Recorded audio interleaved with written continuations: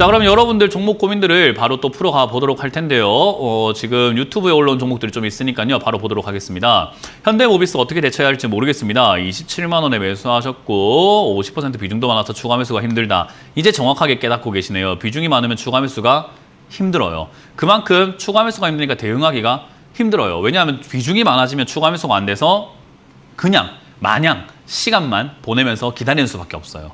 그러면 이제 현대모비스란 업황이랑 자동차 업황은 괜찮은가라고 하면요. 지금까지 뉴스는 어때요? 잘 팔았네, 뭐 글로벌 잘 팔리고 있다, GV80, 60, 70, 뭐 난리가 났다. 지금 뭐 제네시스가 뭐 세계에서 인기다. 하지만 앞으로가 중요한 거 아니겠습니까? 지금까지 잘 판 거는 알았다. 근데 앞으로 어떤 데가 중요한데 앞으로에 대한 이야기는 없어요. 대부분 이렇게 이야기하죠. 지금까지 잘 팔았으니까 앞으로도 잘 팔 거야.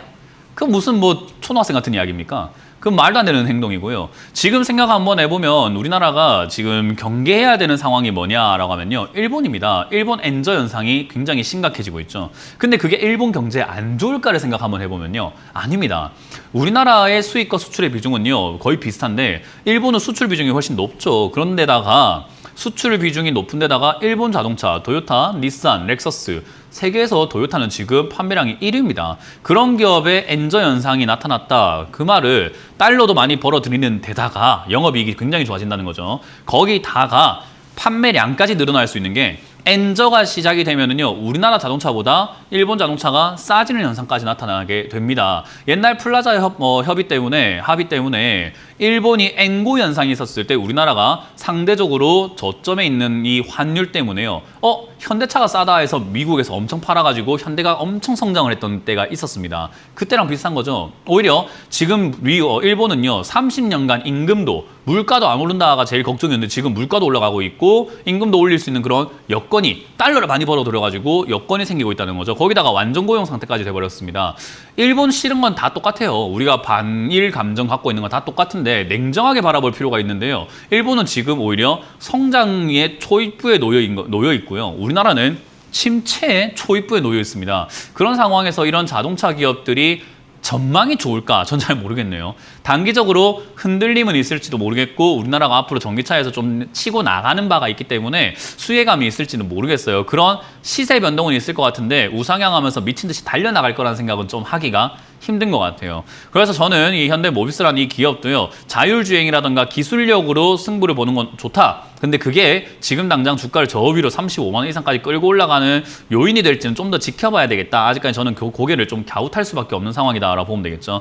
그래서 이거는 기다렸을 때 위쪽으로 25만 원대까지는 반등이 나올 수 있습니다. 그 이상은 그때 돼서 상황 파악을 다시 한번 해봐야 되겠죠. 지금까지는 사실 한국 기업에는 좀 불리한 상황들이 좀 더 많은 것 같다. 그렇기 때문에 주가가 크게 올라가긴 힘들다 정도로 해석을 해서 25만 원대에 매도하는 것을 목표로 잡고 일단은 홀딩해보자. 추가 매수는 하지 않는 게 좋다라는 전략을 드려보도록 하겠습니다.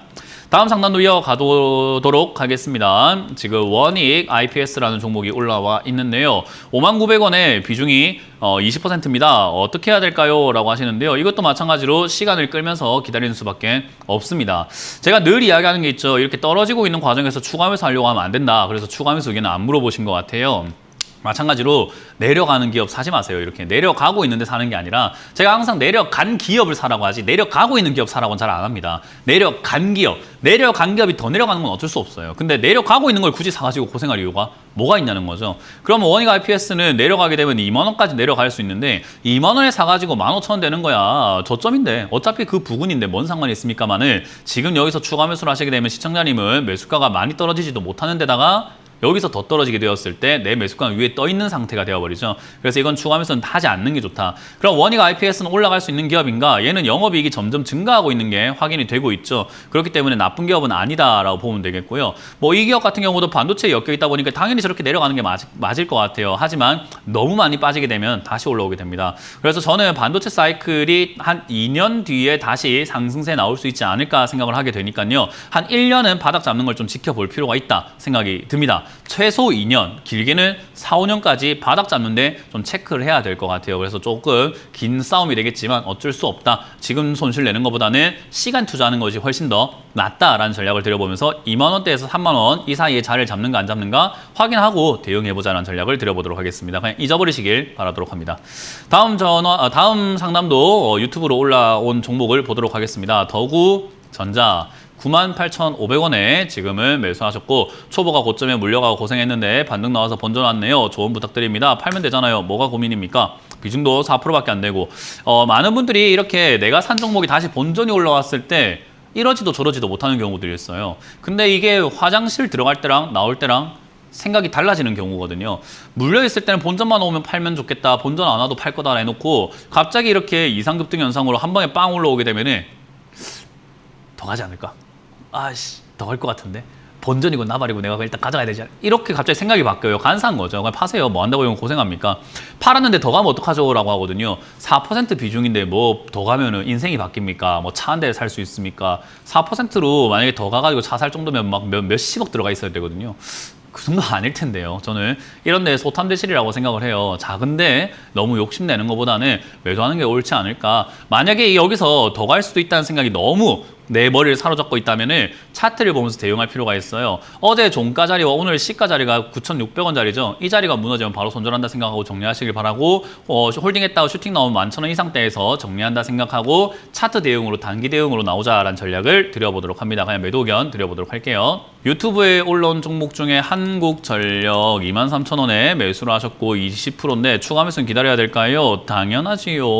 일단 23,000원대 매수를 하셨든 뭘 했든 그런 건 중요하지 않아요.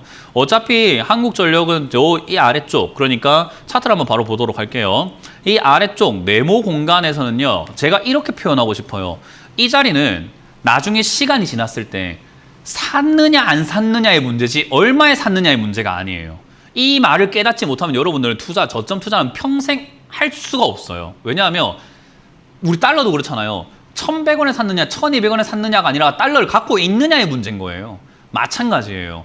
지금도 이 종목은요, 나중에 시간이 지났을 때 한국전력이 내 계좌에 있느냐 없느냐의 문제인 거지 얼마에 샀느냐의 문제는 아니라는 거예요. 그렇기 때문에 지금 내가 23,000원에 샀어요는 중요하지 않아요. 어차피 추가 매수해서 매수가를 낮출 수 있기 때문이죠. 그럼 우리는 이걸 가지고 가고 있는 이 과정에서 이 박스권 아래쪽에 있는 상태에서 최대한 매수가를 낮출 수 있다면 많이 낮추는 게 나중에 올랐을 때, 나중에 뒤를 봤을 때 엄청나게 수익을 볼 수 있는 장점이 될 거라는 거죠. 그럼 매수가를 낮추려면 어떻게 해야 되는가? 최대한 싸게 더 많이 사야 되는데 최대한 싸다는 말은 얘가 많이 빠져주는 게 좋은 거죠. 아직 빠진 것도 아니고 저점은 지난 코로나 17,000원까지도 있는 거고 시장 바닥도 안 잡았고 아직까지 분위기가 안 좋은 상황에서 더 내려갈 수 있는데 왜 굳이 서둘러서 막 추가 매수하려고 합니까? 1차 매수는 아무 때나 해도 돼요. 하지만 추가 매수는 진짜 많이 참고 해야 돼요. 왜 이렇게 추가 매수를 서두르는지 전 진짜 모르겠습니다.